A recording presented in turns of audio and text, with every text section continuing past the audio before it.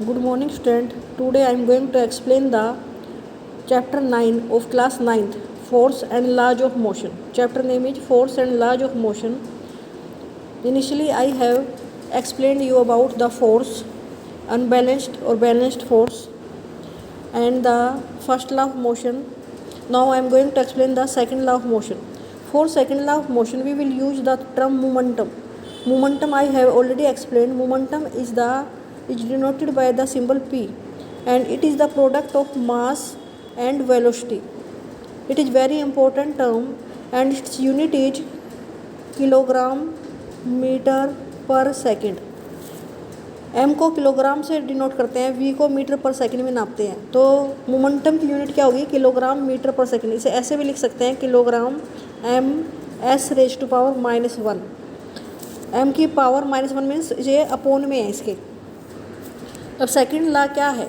The second law of motion state that the rate of change of momentum, जो momentum change होता है of an object is directly proportional to the applied unbalanced force. तो जो उस पर force लगती है उसके कारण उसका मोमेंटम चेंज होता है, तो उसके डायरेक्टली प्रोपोर्शनल है in the direction of force. और जो मोमेंटम चेंज होता है किस डायरेक्शन में होगा? जिस साइड फोर्स लगेगी, ये कह रहा है ये. तो आप सेकंड लॉ को मैथमेटिकली प्रूव करें. Suppose an object of mass m, एक ऑब्जेक्ट है जिसका मास m है, moving along a straight line with initial velocity u. तो इसका इनिशियल मोमेंटम क्या होगा? m × u. It uniformly accelerated in velocity v. फिर बाद में इसकी वेलोसिटी v हो जाती है, और उसके लिए वो टाइम लेता है t टाइम में u से उसकी वेलोसिटी v हो गई. तो नेक्स्ट उसकी फाइनल वेलोसिटी क्या हो जाएगी? mv. तो इनिशियल वेलोसिटी mu और final velocity mv, mass into velocity. तो चेंज इन मोमेंटम क्या बन गया? p2 - p1. p2 था हमारा mv माइनस mu. m हम इसमें से कॉमन ले लें तो ब्रैकेट में आ गया v - u. और जो वर्ड इसमें आया था rate of change of momentum, ऊपर जो आपने डेफिनेशन पढ़ी थी, rate of change of momentum, rate word time के लिए होता है, तो अपॉन में हम t लगा देंगे. तो क्या बन गया? m अपॉन में v - u/t. फिर से देखो, rate of change of momentum क्या होता है? m v - u/t. Rate word T word के लिए है. जब अपॉन में टी आता है तो हम रेट यूज करते हैं. Rate of change of momentum, change of momentum means mv - mu, final momentum minus initial momentum. और अभी इस जो डेफिनेशन पढ़ी थी उसके हिसाब से जो हमने अनबैलेंस्ड फोर्स लगाई थी, F directly proportional to m v - u/t. F is directly proportional to rate of change of momentum, इसे बोलते हैं. जब हम ये प्रोपोर्शनल का साइन हटाएंगे, इसे बोलते हैं प्रोपोर्शनल का साइन. जब इसे हटाएंगे तो इसकी जगह इक्वल टू लग जाएगा और हम लगाएंगे k. इसे k, अब जो k वर्ड है ये कांस्टेंट होता है, कांस्टेंट ऑफ प्रोपोर्शनलिटी. लेकिन आपने पहले आप 8th चैप्टर में पढ़ चुके हो, जो a क्या होती है? एक्सेलरेशन. वो होती है a = v - u/t. तो at the place of v - u/t हम a ले सकते हैं. तो f क्या हो गया? f = kma. f = kma. a कहाँ से आया? v - u/t के प्लेस पे आ गया. इसके प्लेस पे हमने क्या लिया? एक्सेलरेशन क्या होती है? v - u/t. तो at the place of this हमने a रख लिया. Here a is the acceleration which is the rate of change of velocity, जो वेलोसिटी चेंज हुई फोर्स लगाने से. The k is constant of proportionality. जब हम ये वाला सिंबल हटाएंगे तो इसकी प्लेस पे k रख लेते हैं. The SI unit of mass and acceleration are kilogram metre per second square. आपको पता है मास की यूनिट किलोग्राम होती है और एक्सेलरेशन की metre per second square. The unit of force, इसे हम ले सकते हैं kilogram metre per second square. और value of k is constant always, and इसे हम जनरली टेकन 1 यूनिट, इसे हम अधिकतर क्या ले लेते हैं? 1. तो फॉर 1 यूनिट फोर्स अगर हम कहें कि 1 न्यूटन फोर्स, 1 न्यूटन फोर्स किसके इक्वल होगी? जब 1 किलोग्राम मास है किसी वस्तु का और वो एक्सेलरेट हो रहा है bye 1 metre per second square, तो उस टाइम फोर्स अप्लाइड उस पर कितनी मानी जाएगी? 1 Newton. The value of k becomes 1. और जब हम सारी चीज़ 1 लेंगे तो k को भी उस टाइम हम क्या लेंगे? 1. तो F का फॉर्मूला क्या बन जाएगा? F = ma. The unit of force is, अभी मैंने आपको बताया m की यूनिट क्या है? किलोग्राम. और एक्सेलरेशन की क्या है, मीटर पर सेकंड स्क्वायर। तो फोर्स की यूनिट क्या बन गई, kilogram metre per second square. तो फोर्स की यूनिट बनी kilogram metre per second square. और इसे न्यूटन में भी नापते हैं। न्यूटन कौन था, जिसने इस फोर्स को ढूंढा, उसके ऑनर्ड में इसको सिंबल एन देते हैं न्यूटन को। तो फोर्स की यूनिट न्यूटन है। ऐसा यूनिट तो लिखते ही न्यूटन है, एन से दिखाते हैं। The second law of motion gives us a method to measure the force acting on a object as a product of mass and acceleration. तो अगर हम फोर्स को दिखाएं सेकेंड लॉ में, तो एफ क्या होगा, मास और एक्सेलरेशन।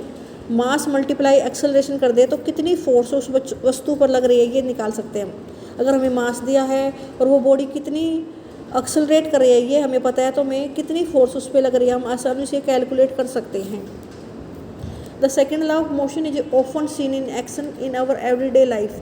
सेकेंड लॉ को हम अपनी एवरीडे लाइफ में भी देख सकते हो। While catching the fast moving cricket ball, जब क्रिकेटर किसी फास्ट क्रिकेट बॉल को पकड़ने की कोशिश करता है फील्ड में, तो वो क्या करता है, in the ground he pools his hand backward, तो अपने हाथों को वो पीछे ले जाता रहता है पकड़ने से पहले।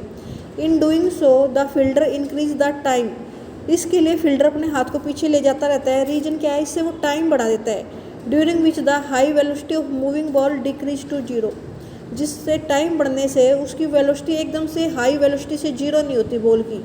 टाइम बढ़ने से क्या होगा, जो फोर्स लग रही है उसके हाथ पर वो कम लगेगी।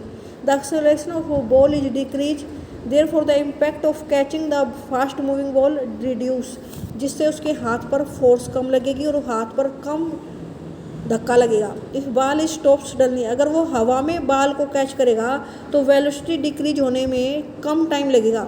हाई वेलोसिटी से जीरो वेलोसिटी होने में कम टाइम लगेगा, तो उसे हाथ पर चोट लग सकती है। वो अपना हाथ पीछे करता चला जाता है ताकि टाइम बढ़ जाए और फोर्स उसके हाथ पर कम लगे बॉल के कारण। The rate of change of momentum of ball will be large, therefore a large force would have to be applied for holding the catch that may hurt the palm of the fielder. जो fielder होता है अगर उसे हवा में catch करने की कोशिश करेगा तो बहुत जल्दी उसका जो हाई वेलोसिटी से जीरो वेलोसिटी हो जाएगी और फोर्स उस पर ज़्यादा लगेगा उसके हाथ पर। इसीलिए वो हवा में कैच ना करके कोशिश करता है, हाथ को पीछे ले जाता है, टाइम बढ़ाता है और फोर्स उससे कम लगती है। आपने एफ़ के बारे में पढ़ा, F equal to M V minus U by T. यहाँ पर फोर्स इन्वर्सली प्रोपोर्शनल है टाइम के। टाइम बढ़ाने से फोर्स जो उसके हाथ पे लगेगी कम लगेगी और इसीलिए वो टाइम बढ़ाता रहता है उसकी वेलोसिटी को हाई वेलोसिटी से जीरो वेलोसिटी करने में। किसकी, जो बॉल उसके पास आ रही है, जैसे इस पिक्चर में दिखा रखी है। जो ये बॉल आ रही है हवा में कैच करके पीछे करता रहता है अपने हाथ को, जैसे ये लेके जा रहा है यहाँ से यहाँ दिखा रहा है ना, यहाँ से यहाँ तक ले जाने में टाइम बढ़ा देता है। टाइम बढ़ाने से उसके ऊपर फोर्स कम लगती है।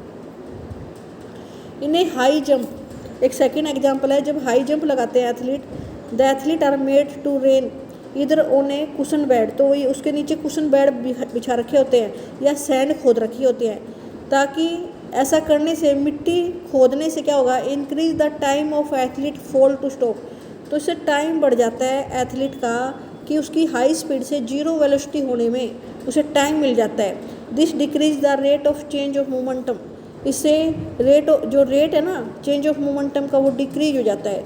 हैंस द फोर्स अप्लाइड, इससे उस एथलीट पर जो फोर्स लग रही है धरती से उछल के जो गिरता है तो ज़मीन पे टच होने में उसे टाइम लग जाता है। टाइम लगने से उसके एथलीट के ऊपर कम फोर्स लगती है, उसे चोट नहीं लगती।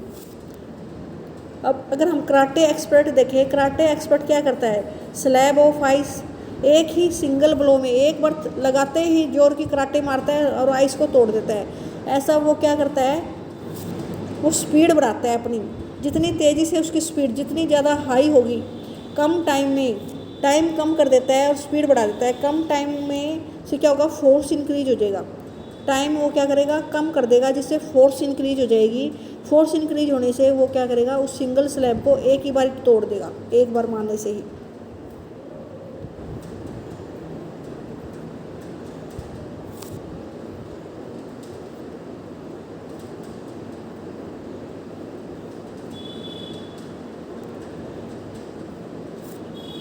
The first law of motion can be mathematically stated that the mathematical expression for the second law.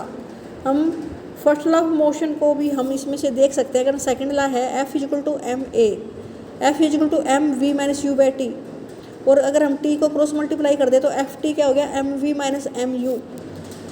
Van F equal to zero, अगर हम फोर्स अप्लाइड जीरो ले लें तो हमारा एम तो कभी जीरो नहीं हो सकता, तो वी किसके आगे वाला आ जाएगा, M V minus M U equal to zero आ जाएगा। अगर हम एफ जीरो ले लेंगे तो हमारा V minus U equal to zero आ जाएगा। हम एम कॉमन ले लेंगे तो वी इक्वल टू यू।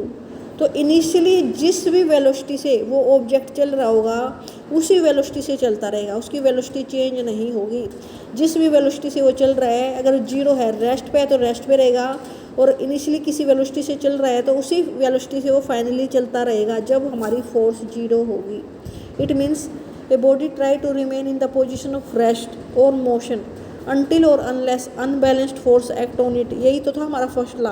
तो सेकंड लॉ से हम फर्स्ट लॉ प्रूव कर सकते हैं। जब हमारा एक्सटर्नल फोर्स जीरो है तो हमारा M V minus M U zero आ जाता है।